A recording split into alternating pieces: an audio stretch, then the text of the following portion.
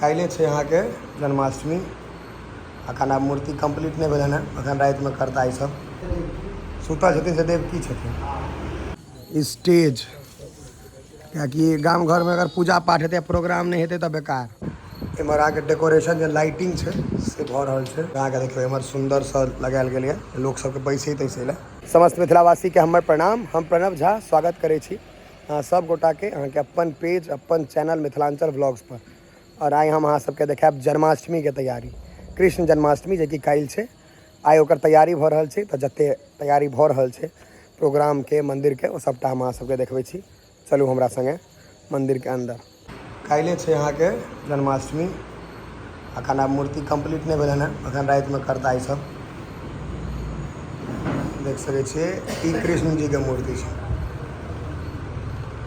ठीक छै, रात भर काज चलते हैं। कखन तक कंप्लीट कर देबै?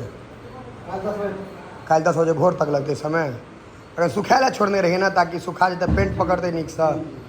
देखियो यहाँ के में बहुत सारा मूर्ति हो जाते, अखन बनल नहीं है तो हम जानकारी नहीं दे पाएब।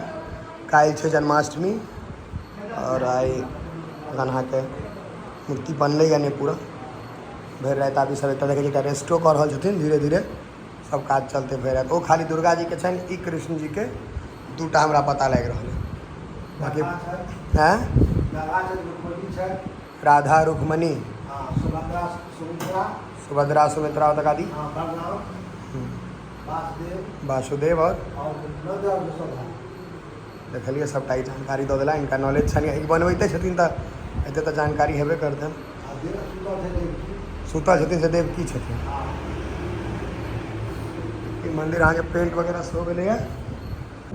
इमहर अहाँके डेकोरेशन जो लाइटिंग छै से भऽ रहल छै। एखन जरि नहीं रहल है, इहो लागे रहल छै। काल्हि के छै पूरा तैयारी, सबटा अहाँके लागि रहल छै। इमहर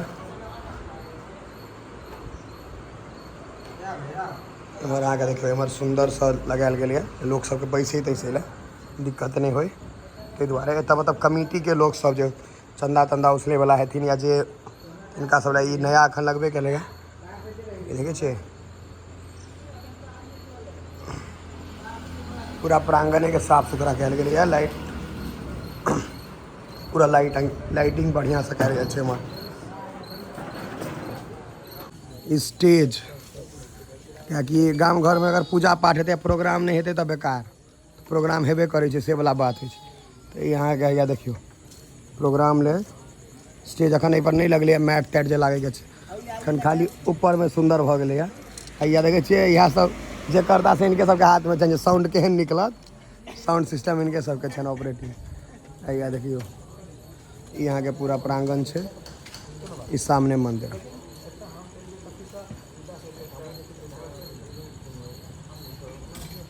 सुंदर सुंदर